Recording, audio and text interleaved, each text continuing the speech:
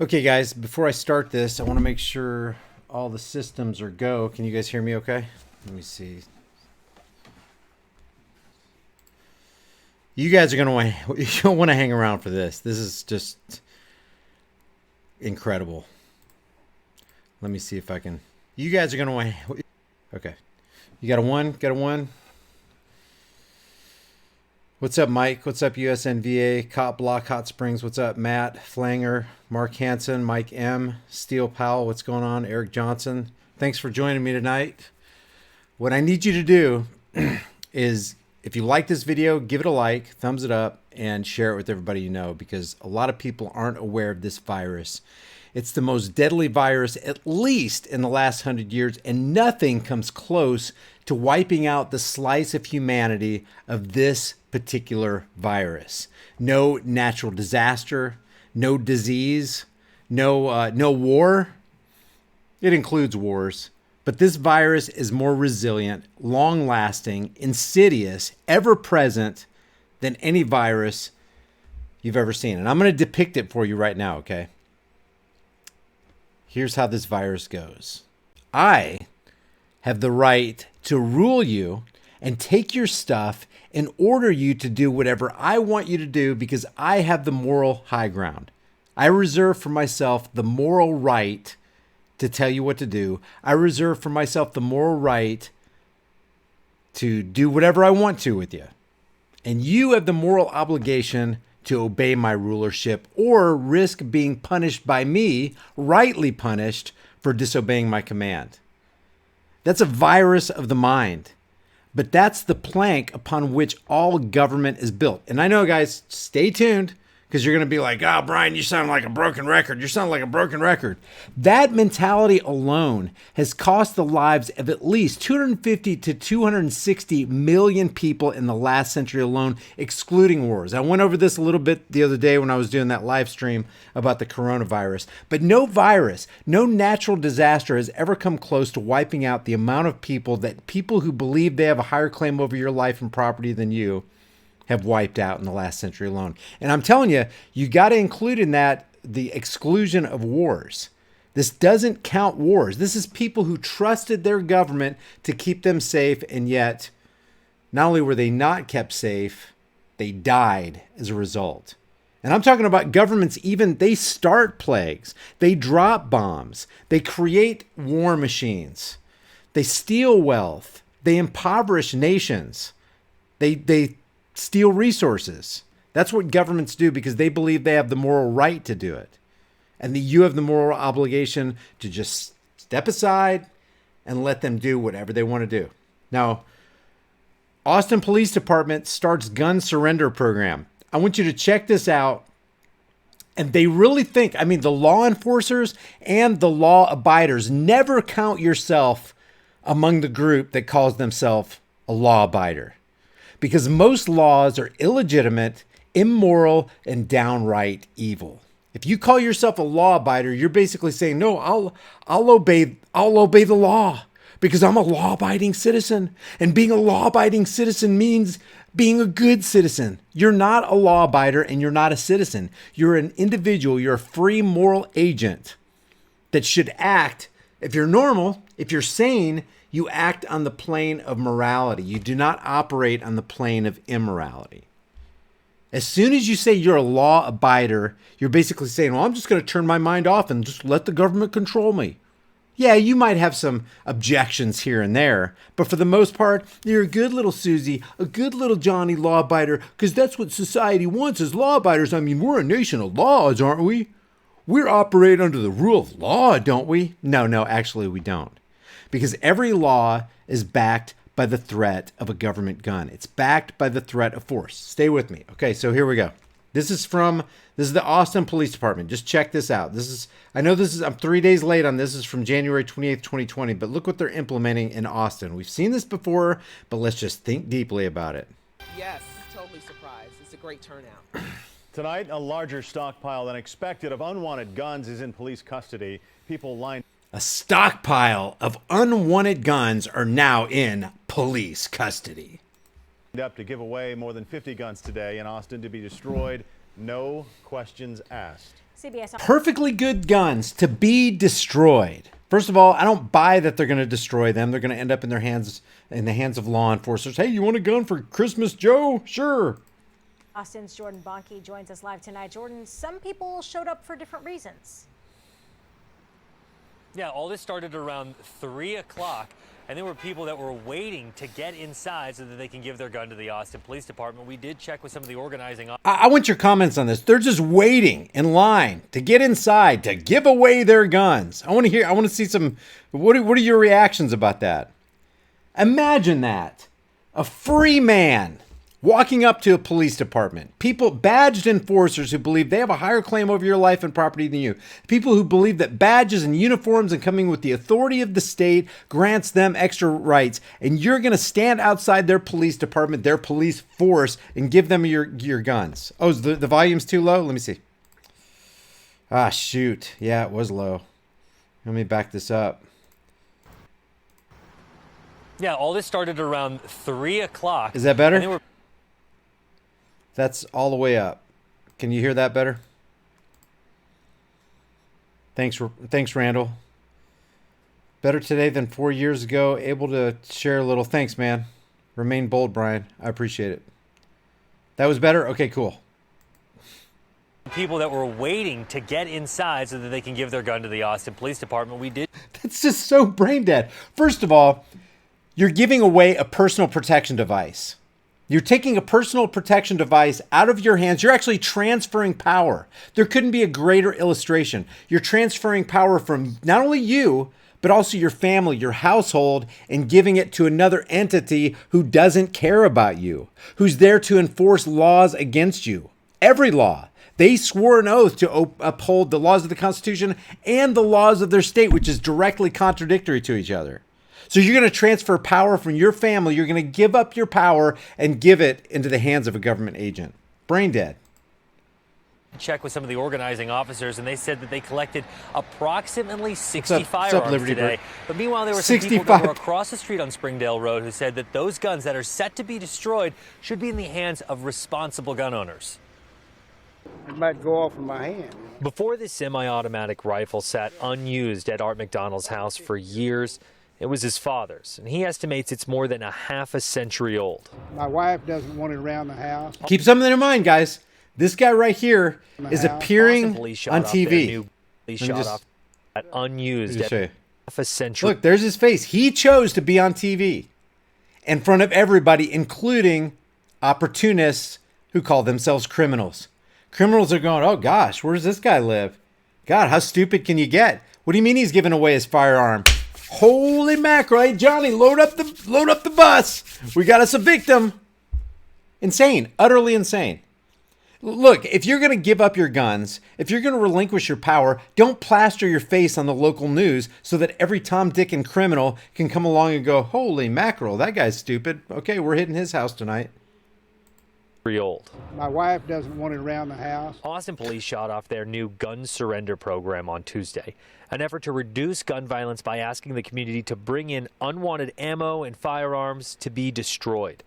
Wow, what a cash. Could you imagine being a part of an organization that puts out a leaflet and says, hey, if you want to turn in your guns, if you want to make sure that your society is safer, bring in all your extra ammo, bring in all your firearms. Doesn't matter if they're long guns or handguns. Bring those things in. We'll take care of them. And you can be assured that your neighborhood and your household is going to be a safer place. This is really not an Onion article, guys. You know, Onion News that does all those spoofs and all those parodies on real life issues. These are real life people actually being serious about this. The hope for APD is to prevent guns from being in the wrong hands. I think a burglar, he'd really be hurting for a gun if he took this one. Alice Signs gave up. He not only that, the burglar doesn't need a gun when he enters your house, dude. Just a couple of guys with baseball bats and hammers. If that, you can overpower this guy. Thanks, Snapzilla. This is nonsense. People are so enthralled by government control. I don't get why people hate freedom so much. This is truly the epitome of the hatred of freedom. Talk about pro giving away your power, pro empowering government and making yourself a victim. Yeah, my wife said we didn't need that gun, and I thought, you know what, honey? I think you're right. We need to be more effective victims for burglars. 2 guns she didn't want her little ones to get their hands on. Kids come first. My grandkids. If that was true, and you were thinking rationally, and you're like, you know what? Yeah, kids come first. She's also another one who plastered her face on the local news. Kids come first? You just made yourself a target for every criminal in your area who thinks that you have something worth stealing, and they'll do anything to get to that thing that they think is worth stealing, including up to and including killing your kids, who you can't even effectively defend now. See, I hate that's the false dichotomy. You either love your guns or you love your kids. You can't do both. Well, how about this? I love my kids so much that I'm going to keep my gun. I love my kids so much I'm going to go out and get a gun. I love my kids so much that I want to empower myself and empower them and learn how to use a gun. When you give up your firearm, you have given up this power. You know, it says, they say God created man, but Samuel Colt made them equal. You could be a 100-pound woman soaking wet and stand toe-to-toe. Well, you don't have to stand toe-to-toe. If you have a firearm in your hand, you can take down any assailant with one firearm. People talk about, yeah, we need to empower women. You want to empower women? Go out and buy her a firearm and show her how to use it.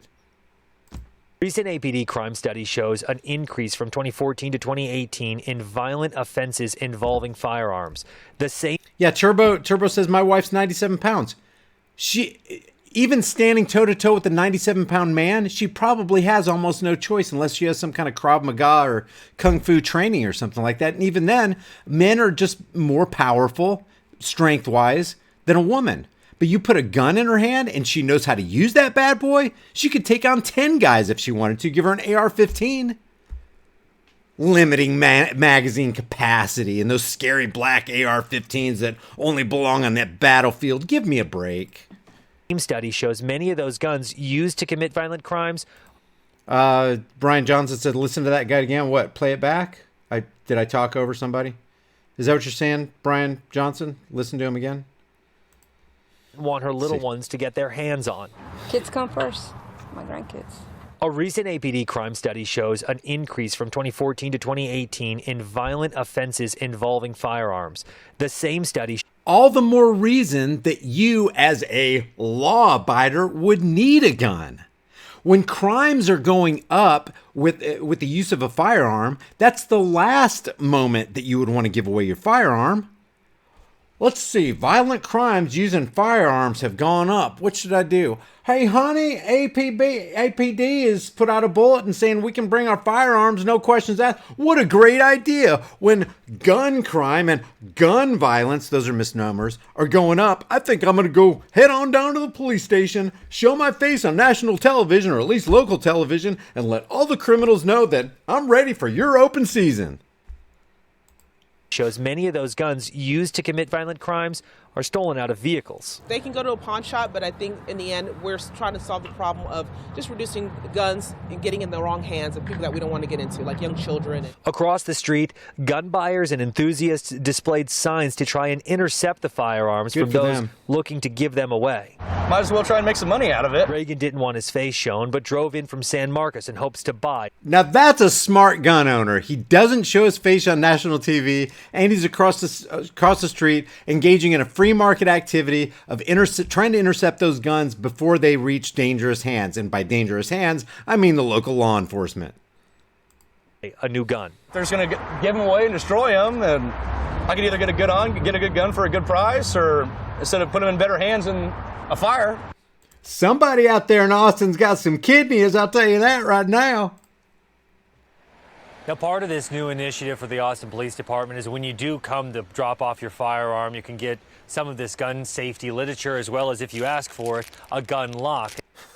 And APD wants to do this at every quarter. The next one is April 28th, followed by another.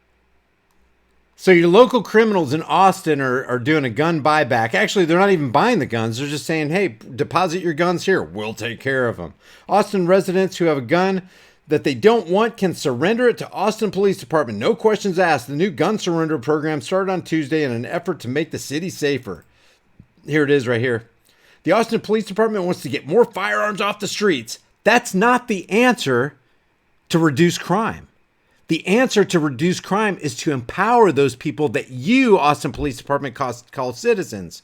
but you're not going to do that because you don't want empowered people in your area. The goal of government is to take power away from the people and have those people bow down and lick the boots of the authorities. That's what it's all about, guys. It's a transfer of power and wealth, always with every government agent at all times. That is the virus, and that's the kind of mentality that's killing us day in, day out in America. So the last thing, I'm not saying don't be concerned about the coronavirus and take precautions and wash your hands and put on masks if necessary, but the last thing you need to be worried about in this day and age, at least for the last 100 years, is some tsunami hitting you or bearing down for that tornado that's about to wreck your town, or that hurricane or whatever. I'm not saying don't take precautions against that. I'm saying the likelihood of your life being utterly destroyed, if not you dying, is at the hands of government. The worst violence, the worst virus that has ever taken place on American soil or Canadian soil or Mexican soil or Chinese soil or Russian soil is people who believe they have a higher claim over your life and property. Prove me wrong. Change my mind. And I'm going to go over something. I don't know if you guys have ever heard of the Stanley Milgram experiment, but if you haven't, even if you have, you're in for a rude awakening with a serious refresher. Next week, they plan to hold a gun surrender operation. Gun surrender operation. That just sounds wrong. Even if you had no kidneys, no brains, no marbles rolling around in the old Caddyshack there, gun surrender program just doesn't sound quite right. Imagine if Al Capone and his gang said, hey, we're conducting a gun surrender program. What a good idea to empower the criminal cartel even more. Al Capone's not powerful enough, and I'm not powerless enough. Why don't I just give Al Capone all my guns? What a great idea. Because when seconds count, police are only minutes away. You know, if you're rational, if you're sane, and you know you're in aisle 7 of that supermarket, or you're in your back bedroom at 2 o'clock in the morning and you hear that break into your front door, you know you'd want to have a gun to protect yourself. And if not yourself, think about your family. Have that firearm and know how to use it. How much more empowered can you get than that? This kind of stuff. Like, I'm passionate about it because it just pisses me off. People just giving away their power because they think government's just going to, they are here to save the day. The program takes place on Tuesday, January 8th. Okay, so let me refresh your memory or introduce you to the Milgram experiment. Let's see, I think I had, did I have, yeah, let me just read this real quick, and I'm going to show you a short 2-minute video. Sign the waiver, get in your seat, buckle yourself in, and here we go. One of the most famous studies of obedience in psychology, and that's what Stanley Milgram is doing here, was carried out by Stanley Milgram, a psychologist at Yale University, conducted an experiment focusing on the conflict between obedience to authority and personal conscience. Let me make sure that I'm still live here. Let me, I'm gonna blow this up right here so you can see it.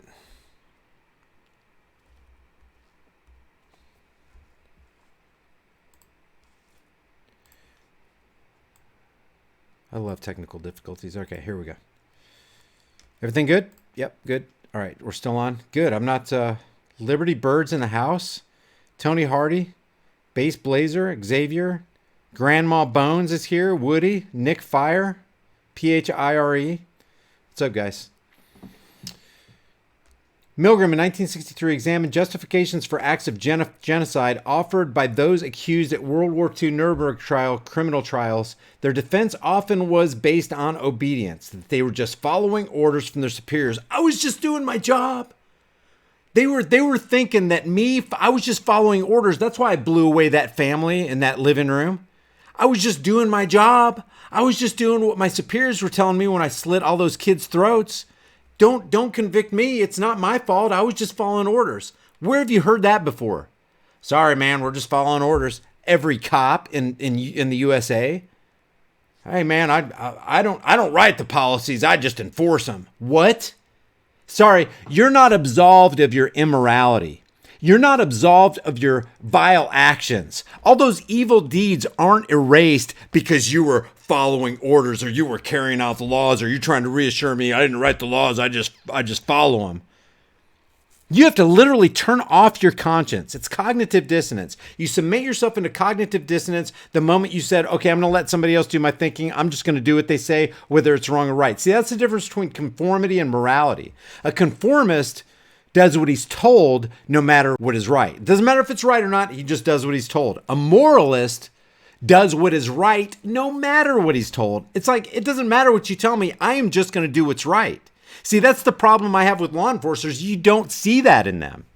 Oh yeah, they'll do a good deed every now and then. Come on, guys. A Nazi SS soldier would do good every now and then. They would have their humanity would come out every now and then. That's not what I'm talking about. You cannot be a good law enforcer. There are no good cops. There can be no good cops. Why? Because they swore to uphold every single law of the Constitution and of the states, which is completely contradictory. Even the laws that violate the life, liberty, the pursuit of happiness and property. Let me just show you. I'll just show you just real quick. I'm going to blow this up right here. Here are just a couple drug war statistics. Let me see if this is going through. Amounts spent annually on the U.S. on the drug war. The war on drugs, which is really a war on people. It's not a war on drugs. Drugs don't go to prison. People do. Drugs don't die. People die. Drugs don't get threatened or kidnapped or caged. People do. $47+ billion. It's way beyond that. I don't know when this was written, but this is outdated. These are outdated numbers, guys. The numbers are way higher. It's off the charts.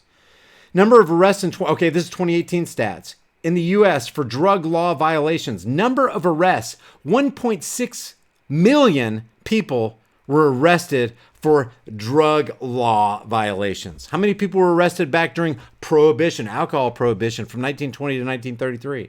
Number of drug arrests that were for possession only. They weren't harming, threatening to harm, or stealing somebody else's stuff. They just possessed plant matter. Marijuana, cocaine, heroin. They were just in possession of something that a politician said you shouldn't have, and a law enforcer came over to enforce that law by what? Oh, by government-sanctioned gun violence. By a government gun. They stuck a gun in somebody's face, and they arrested 1.4 million people for simple possession. They didn't commit a crime. They didn't leave a victim. Just for possessing. That's ruining somebody's life. That's giving somebody a criminal record. That's keeping somebody from possibly getting a job. Incarcerating them. And then when you kidnap them and you throw them into a cage, it's usually a rape cage. A lot of those people get raped in prison. Now you've taken a completely innocent person and you've hardened them. You think somebody's not going to hold a grudge or a vendetta against a system that has completely violated their rights just because they possessed plant matter that a politician said you couldn't have? Number of people arrested for marijuana law violations in 2018. Look at this. 663,000 people arrested for just marijuana law violations in 2018. That's 2 years ago. Number of those charged with marijuana law violations who were arrested for possession only 608,000. More than 500,000 people's lives got ruined by being thrown into a cage or kidnapped. Lives turned upside down because of the stupid war on drugs, which is a war on people.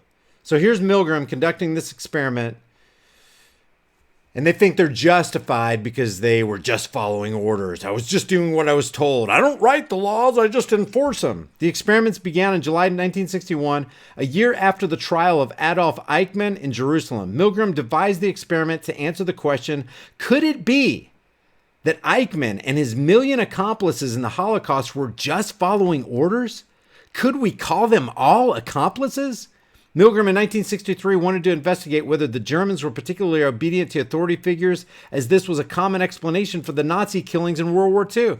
Yeah, I cut that lady's head off because my superior told me to. What? Who are you? You're not a human being. You're not moral by any stretch of the imagination. And you're not innocent because you just followed. Look, you mean to tell me if somebody wrote down on a piece of paper here, I want you to kill your next door neighbor, believe me, it's for the common good. You're going to do it? Without question? That's the virus. That is the kernel of the virus that is literally destroying not only America, but Canada and every nation that believes that a person or a group of people has a higher claim over their life and property than you, to the point where you turn your mind off and you just do what you're told. I don't question it. Yeah, I killed about 50 kids last month. I mean, I'm just following orders, collecting a paycheck. How am I going to feed my family unless I kill 50 kids? Are you listening to yourself? I hope every law enforcer who's watching this really thinks about what you're doing. Next time you go to ruin somebody's life because they have plant matter that your political overlords told you to incarcerate somebody for. You're really going to ruin their life. You're going to give them that $120 ticket because they didn't put their seatbelt on. You're really going to do that? Well, that's the law. Basically what you're saying is, yeah, I can't think for myself. Yes, this may be that the last $120 that this single mother has to put food on her children's table, or put clothes on their back, or keep a roof over their head for one more month. But I'm going to take that $120 because they disobeyed my politician's law. They should know better. They should keep themselves safe. They ran that red light. They ran that stop sign. Did they endanger anybody? Did they harm somebody? Did they threaten to harm anybody? Did they leave a victim? Can they not do whatever they want to with their own body, up to including kill themselves? Do people not have the freedom to just take themselves out or drive down the road at 55 miles an hour without a seatbelt, or inhale plant matter into their lungs? Do we not have the freedom to do that? If we don't, please tell me, because then I'll know for sure that we're not in the land of the free, home of the brave. And we need to stop singing land of the free, home of the brave, because we're not. Property taxes, excise taxes, luxury taxes, tax on this, tax on that. Milgram selected participants for his experiment by newspaper advertising for male participants to take part in a study of learning at Yale University. The procedure, let me just show you. Let's just play this. Ready? Check this out. A decade. Thanks again, Snapzilla. Snapzilla says, I uploaded a convo I had with ABL on his live show. I exposed his and his followers' level of statism and Trump cult of personality disorder. Thanks for the super chat, man. A decade earlier, psychologist Stanley Milgram had also looked at how we respond to authority. In order to understand how people were induced to obey unjust regimes and participate in atrocities such as the Holocaust. Let me stop this for a second. Can you guys hear this okay? Give me a 5x5 if you can. Is the volume's all the way up? There's really, let's see, is it up on this? Yeah, it's up 100% on everything. Fasten your seatbelts, guys, because every time I watch this, and I've seen this several times, I am just wide-eyed, like, what the? This is like they live. Like the people that surround us, it can't be human if they do this. How did they get swindled into doing something this immoral? He set up an experiment. Volunteers were told they were taking part in scientific research to improve memory. Would you open those and tell me which of you is which, please? Teacher. Where? Teacher. Separated by a screen. I don't know if you heard what they said, but one had the words teacher, the word teacher, and the other one had the word learner. So one's going to be the teacher, one's going to be the learner. Teacher would ask the learner questions in a word game and administer an electric shock when the answer was incorrect. He was told to increase the voltage with each wrong answer. Cloud, horse, rock, house. Answer. Wrong. 150 volts. Answer, horse. Oh. Experiment, that's all. Get me out of here. Get me out of here, please. Continue, please. Go right on. I refuse to go on. Let me out. He refuses to go on. The experiment requires you continue, teacher. Please continue. Participants didn't know that the learner was really an actor and the so-called shocks harmless. You're going to get a shock. 180 volts. Oh. I can't stand the pain. Let me out of here. Can't stand it. I'm not going to kill that man there. I mean, who's going to take the responsibility if anything happens to that gentleman? I'm responsible for anything that happens here. Continue, please. All right, next one. Slow. Walk, dance, truck, music. Two-thirds of volunteers were prepared to administer a potentially fatal electric shock when Did you hear that? Two-thirds were prepared to deliver the fatal shock. Two-thirds were prepared to kill somebody they didn't know just because they were following orders. Courage to do so by what they perceived as a legitimate authority figure. In this case, a man in a white coat. 375 volts. I think something's happened to that fellow in there. I don't get no answer. He was hollering with less voltage. Can't you check in and see if he's all right, please? Milgram's findings horrified America. They showed that decent American citizens were as capable of committing acts against their conscience as the Germans had been under the Nazis. And why is that? Because we've been desensitized. This is back in 1963, guys. Imagine how much worse it's got and how much more willing the participants would be to administer that fatal shock. This is back then when people kind of had a conscience, you know? Now with the advent of social media and everybody's all on their phones and just completely disconnected from humanity, I'd like to know what a Milgram experiment would yield today.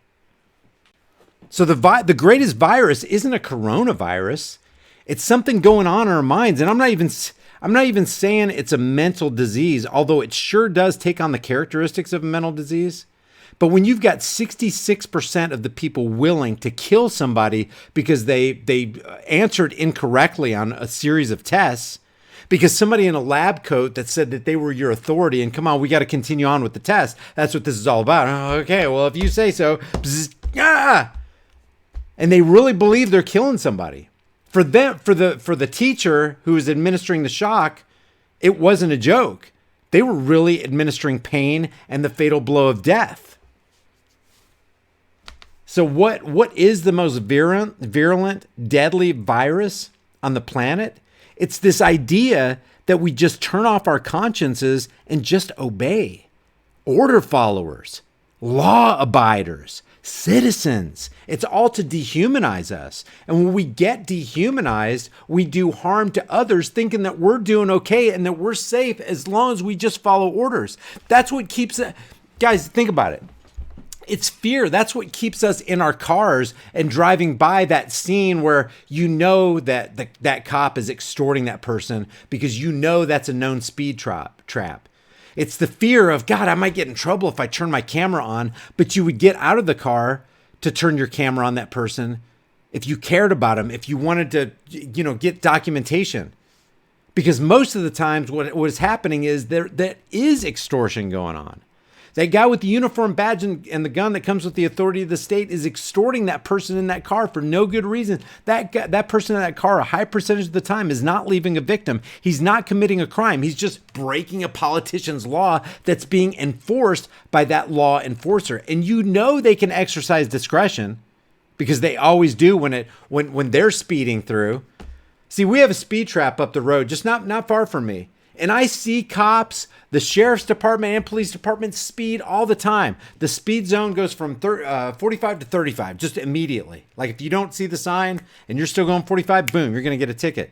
But cops speed through there. I've seen 65, 70 miles an hour. No lights on, not going to any emergency. See, they can exercise discretion so the cops, even though they'll say, oh, it's all about keeping people safe. We need to keep the speed down and keep people safe. Oh yeah, if you're really interested in keeping people safe, then why are you letting your fellow cops, your fellow blue line Freemasonic thugs exceed the speed limit far faster than we do, and they don't get a ticket? You don't stop and warn them. Why is that?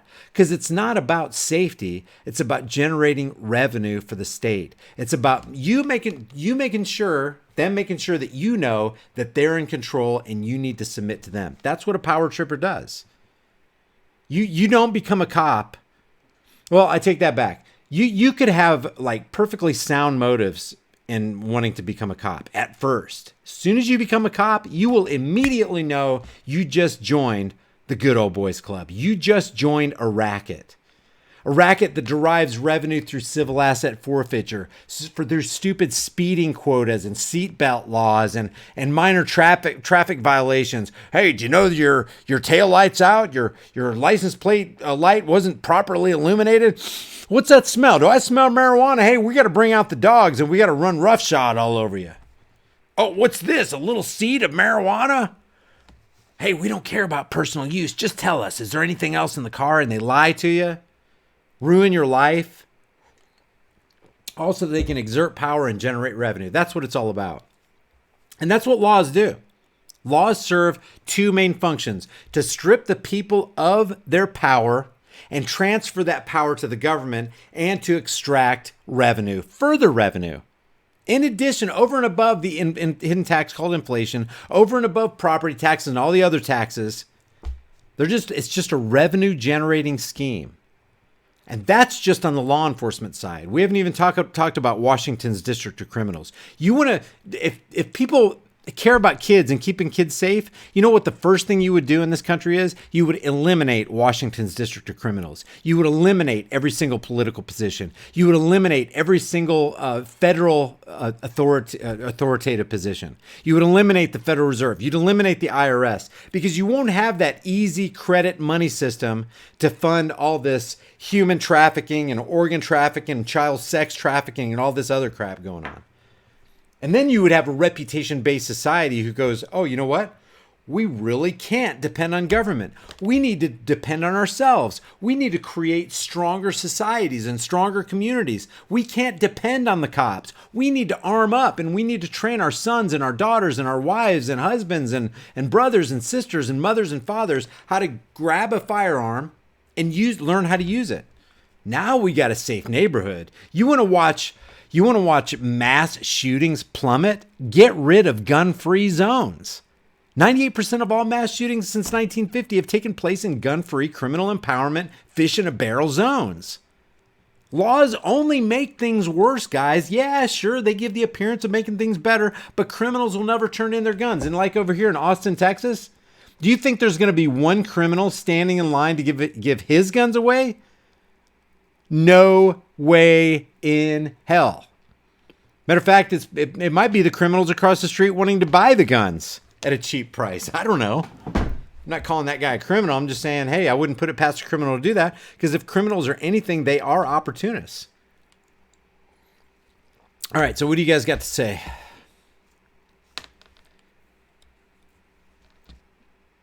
Get guns, get rid of law enforcement, says Murray. But I just wanted to show you that, guys. The most virulent, deadly virus in this world is this idea that certain people have certain rights none of the rest of us have, i.e. law enforcers or government agents or politicians who think they can write laws against and for the rest of us.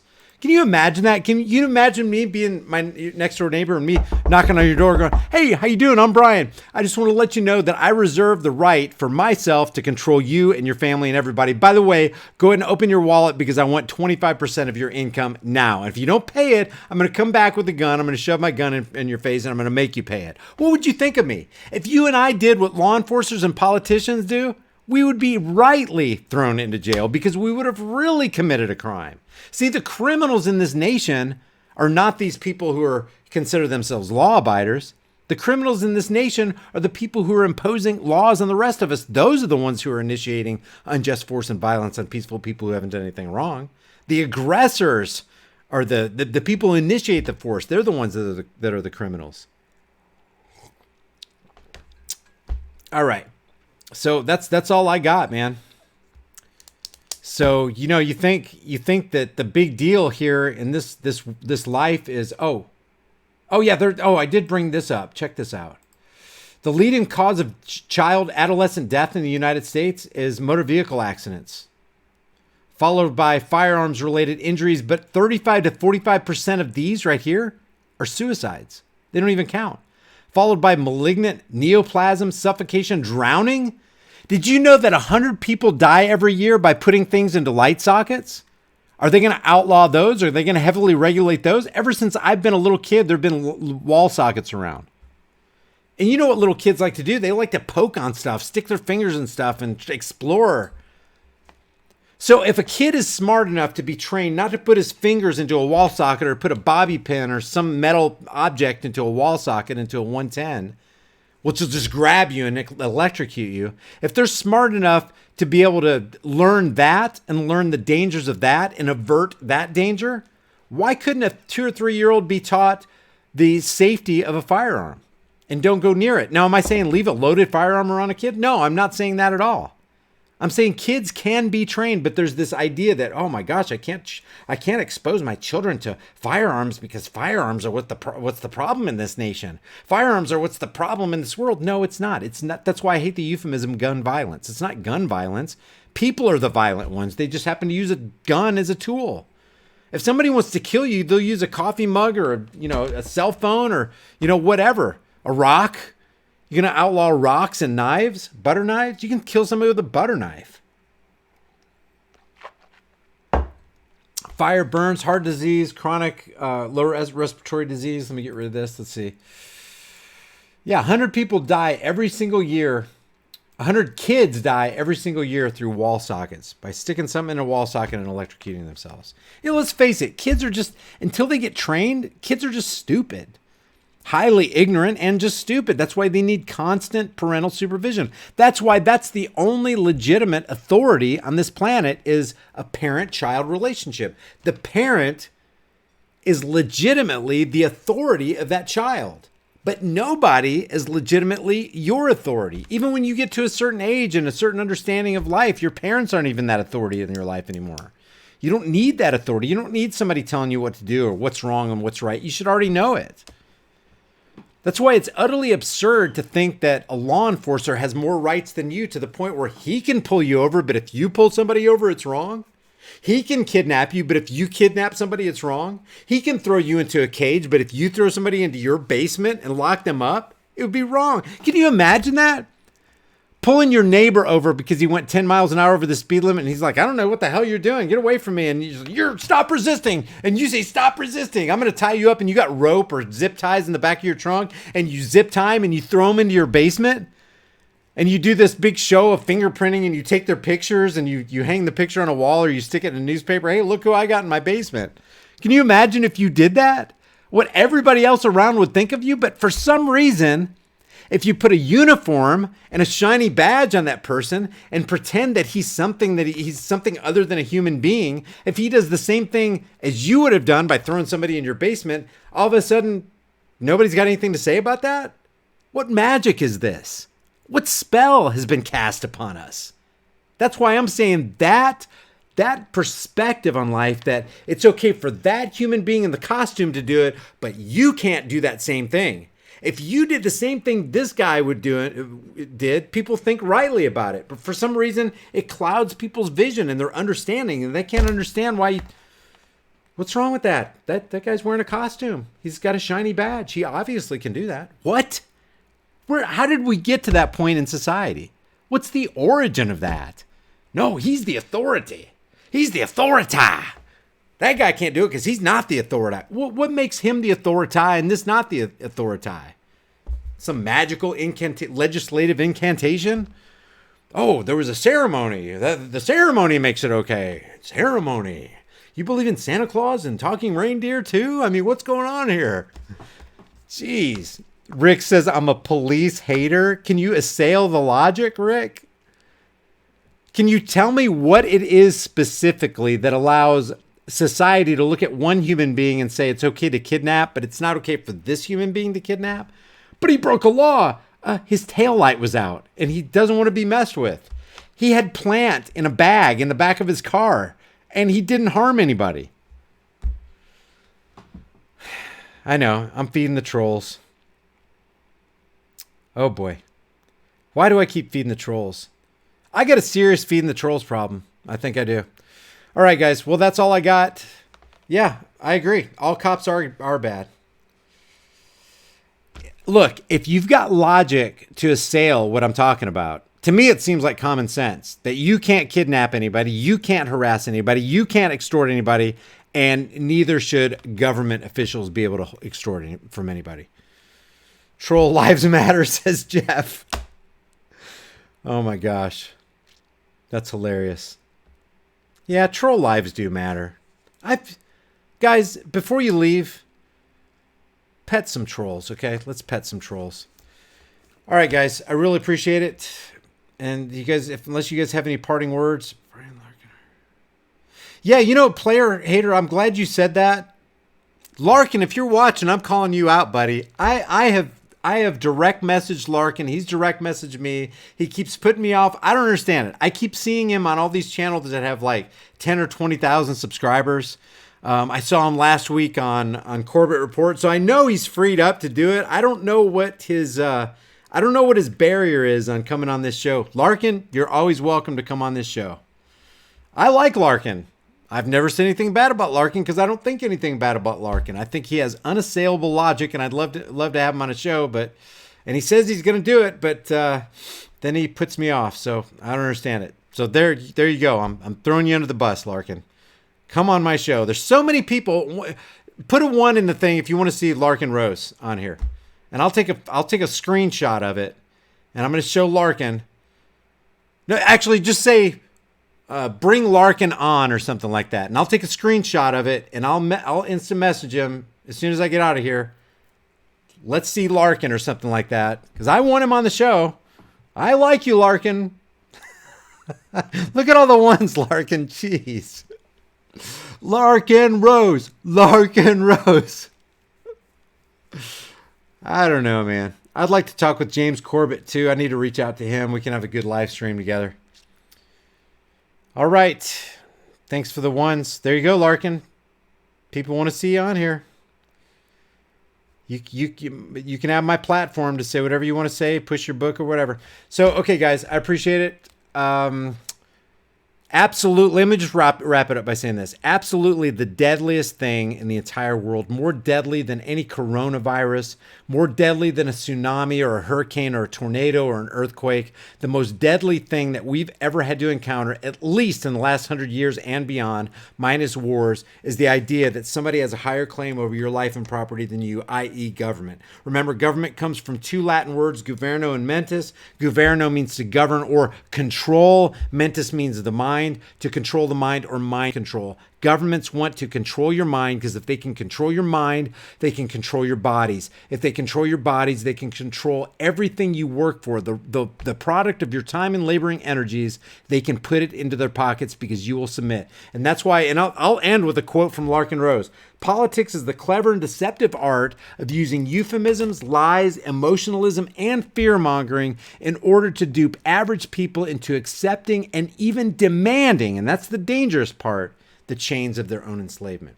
I will see you guys in the next heavily censored shadow ban video. And before you leave, please hit the like button. If you did like this, share it with everybody you know, because I think there's some valuable information that everybody needs to see so that we can break the chain of cognitive dissonance, get people out of the quicksand and get them checked out, not into the cult of personality. I will see you guys in the next heavily censored shadow ban video. Come on, Larkin, where are you? Larkin Rose! I'm going to use my Alex Jones voice on you, buddy. We need to get Larkin Rose out of there. Larkin Rose and Ron Paul and James Corbett. That's who we need on here, okay?